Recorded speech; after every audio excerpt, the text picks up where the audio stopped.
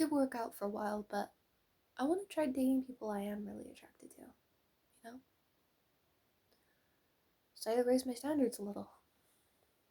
Plus, I dated the most gorgeous person on earth, and god damn it, I cannot go back. Oof. He was an asshole, but oof. Oof. Boy.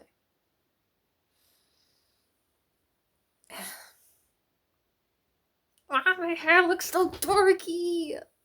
Oh, I look like I bring vodka into fucking school. I look like one of those kids who brings vodka in a flask. Gets drunk in the middle of school. I look like I fucking sell meth on the sidewalk.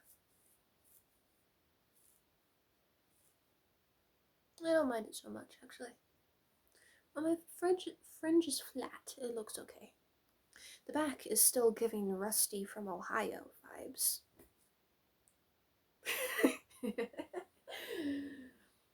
But I'm gonna stick with this. I'm gonna stick with this till it gets long. See what happens. Yeah. I want to be able to like put little buns in my hair up on the sides of my face.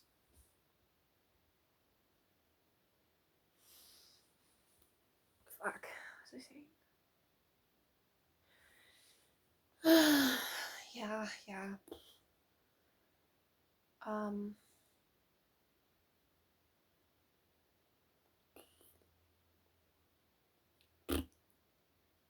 I don't fucking know what the fuck I was saying.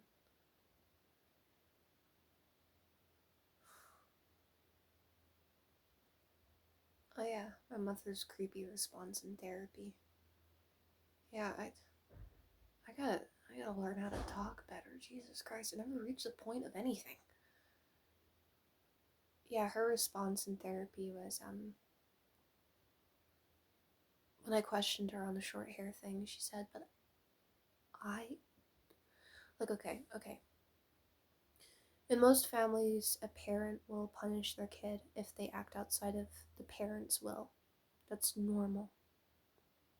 It might suck, but it's normal. Good parents do this, shitty parents do this. You do something I don't like, I'll punish you.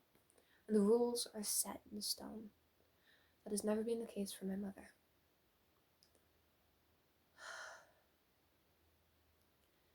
If I do something she doesn't like, her response is looking at me like I'm a dog who learned how to talk.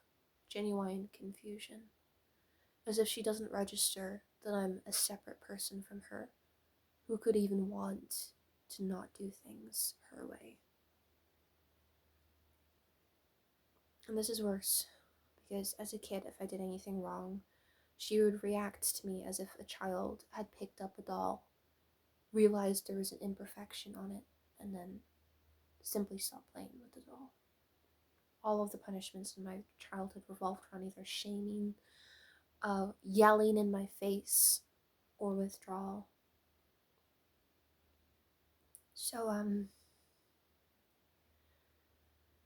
I didn't know how deep this inability to differentiate herself from me ran until that day in therapy, when I asked her, "Why did you do that to me, Mom? Why did you shame me so hard for my hair? It was a fucking haircut. You know, it was not my fault that I got picked on for that.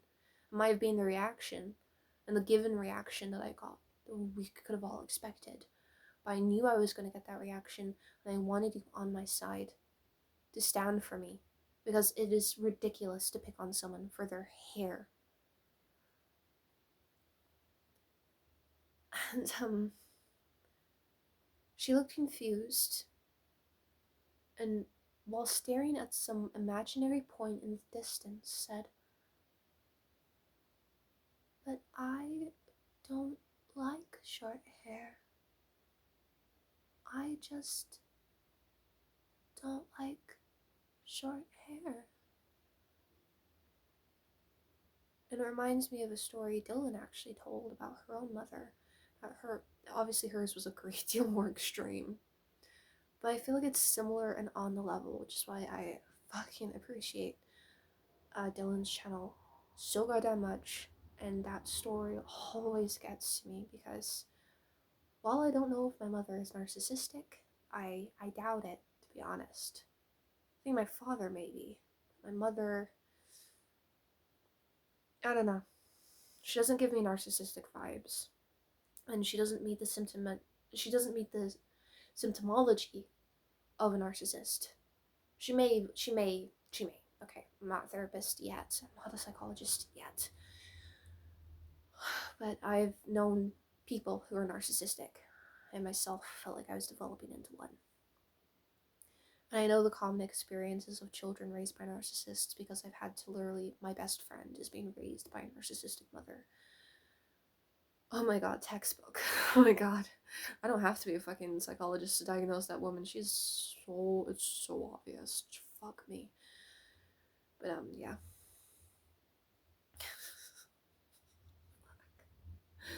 Oh, god. Oh, fuck. No, I'd say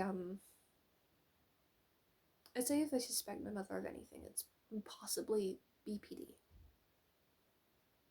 I could be wrong. She might not have anything. She might just be a horrible person.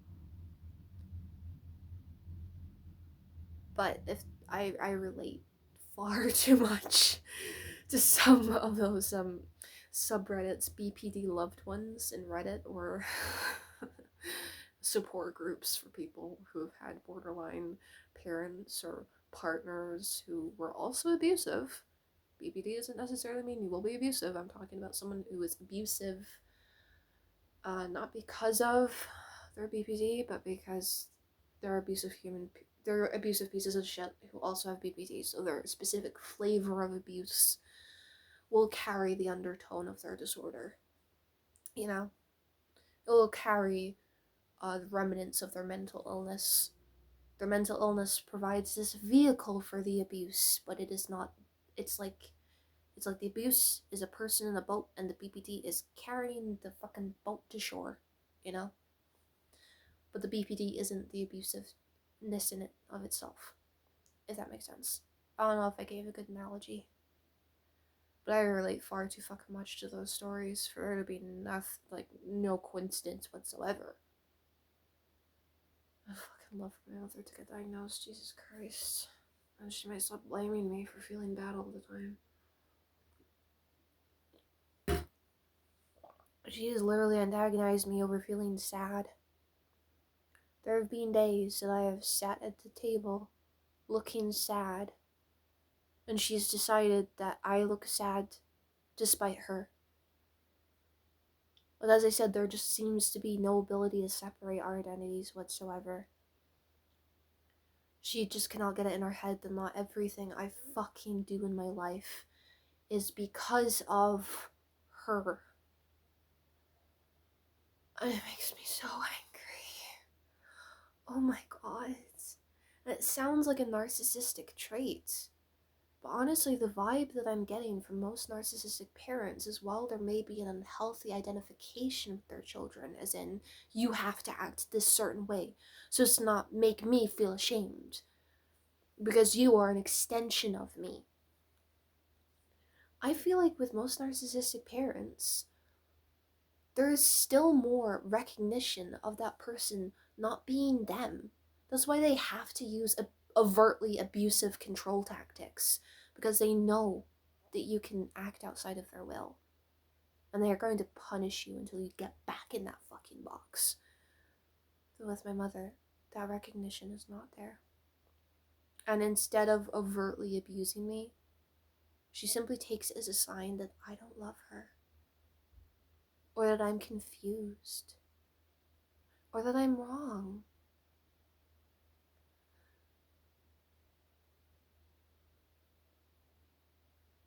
Oh, that makes me